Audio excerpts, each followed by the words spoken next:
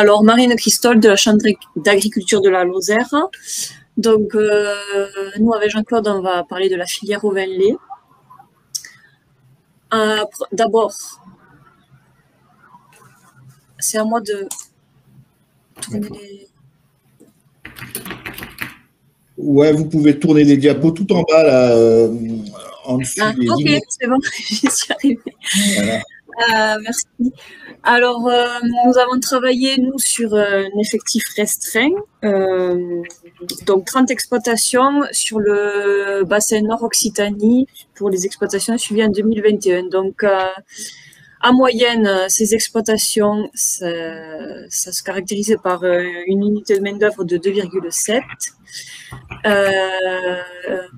une surface de 99 hectares de SAU pour 75 hectares de SFP et 24 hectares de céréales. Le troupeau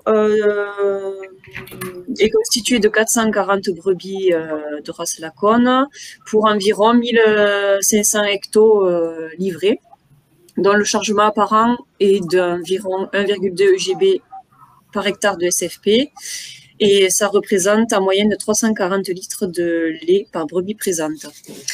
Donc sur la carte, vous pouvez voir que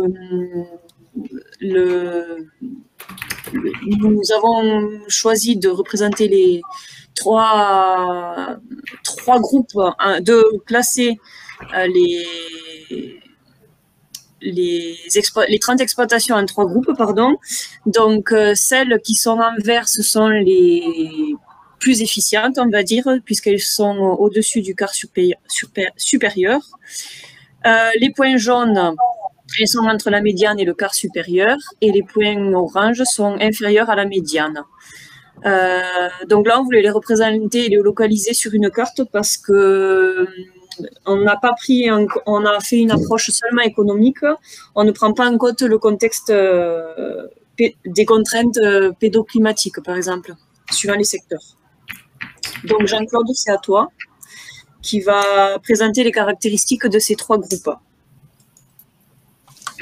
Bonjour à tous, je m'appelle Jean-Claude Mathieu, je suis conseiller au vin lait à la maison d'élevage du Tarn.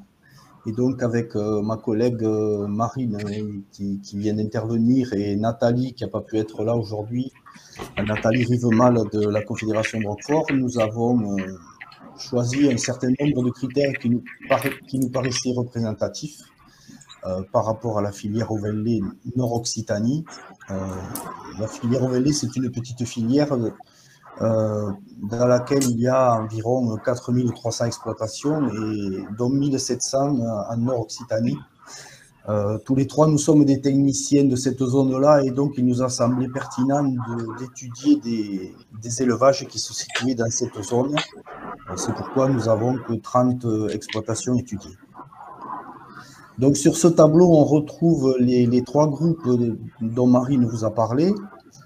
Sur la colonne de gauche, on a le groupe d'éleveurs, on a 15 éleveurs dont l'efficience globale est inférieure à la médiane. Donc l'efficience globale moyenne de ces élevages, c'est 1,18. Donc pour 1 euro investi, il y a 1,18 € de revenus.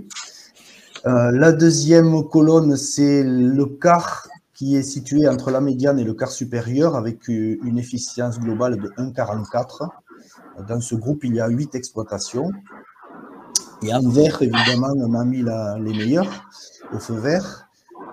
Donc, c'est le quart supérieur avec 7 exploitations qui ont une efficience globale de 1,80. Nous avons choisi un certain nombre de critères qui nous paraissaient pertinents et pour lesquels il y avait des choses à dire. Donc, il y a des critères techniques et des critères d'efficience sur ce tableau. Le premier critère, c'est la productivité des brebis. Donc, on s'aperçoit que le quart supérieur a une productivité de 361 litres par brebis.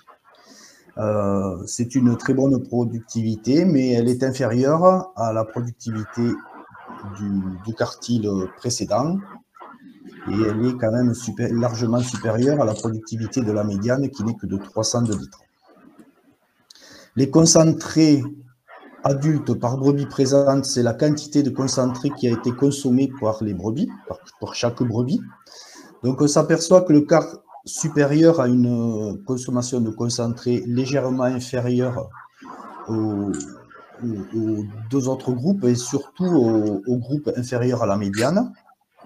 Et ce qui va être important, c'est que la part de concentré acheté par brebis présente est beaucoup plus faible pour le quart supérieur.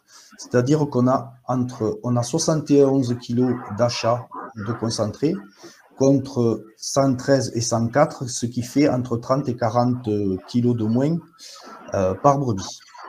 La part de ces concentrés achetés, c'est principalement des complémentaires azotés dans notre zone, puisque la majorité des éleveurs autoconsomment leurs céréales qu'ils ont produites sur l'exploitation. Donc, si on regarde l'autonomie des exploitations, alors je ne vais pas prendre la première ligne, je vais prendre la troisième, on s'aperçoit que l'autonomie en concentré est effectivement supérieure, elle est à 65% pour le quart supérieur, contre 50% environ pour les autres. L'autonomie en fourrage est de 99, pratiquement 100%, c'est-à-dire que ces éleveurs-là sont autosuffisants en fourrage produit, ils n'achètent pratiquement rien. Et donc, en ration massique globale sur l'exploitation, ils ont une autonomie de 92% au lieu de 84% pour les autres.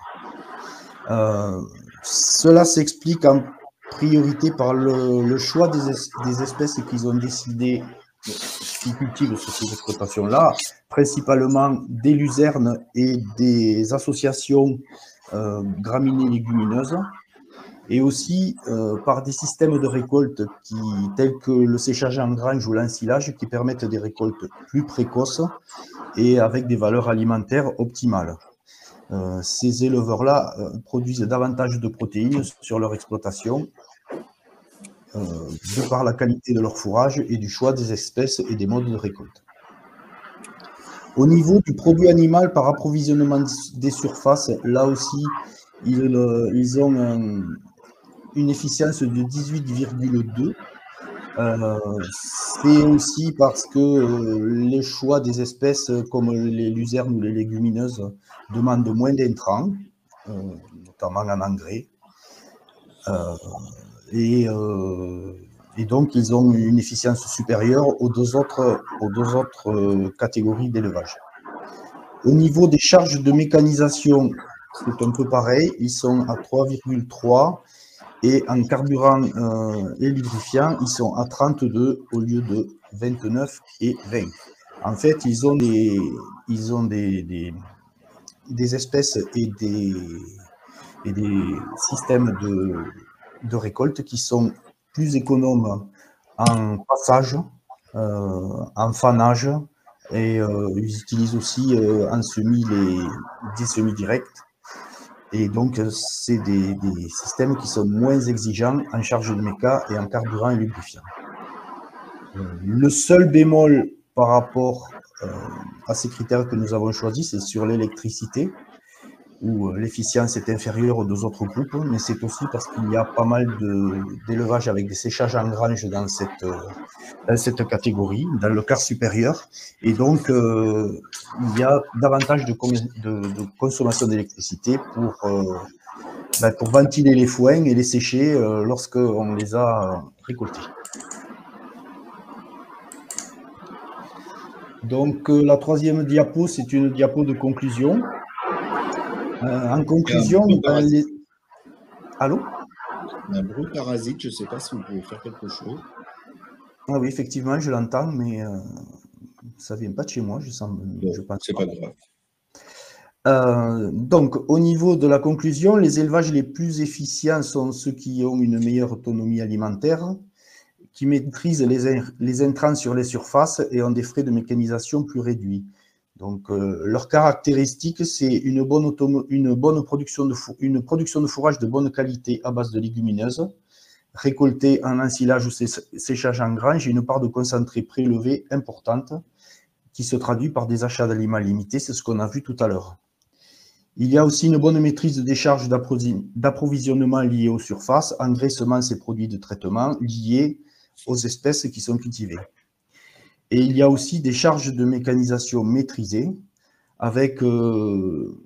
qui s'expliquent par les pratiques culturales telles que des rotations longues et des techniques de travail du sol simplifiées comme le semi-direct. Ces pratiques sont moins consommatrices en carburant, je l'ai déjà dit, et en mécanisation. Plus globalement, ces élevages se distinguent des autres, ils sont moins dépendants aux achats de biens de consommation, comme les aliments, les engrais, les amendements et les carburants et lubrifiants, proportionnellement à leur activité, et ils sont moins dépendants aux aléas économiques et climatiques.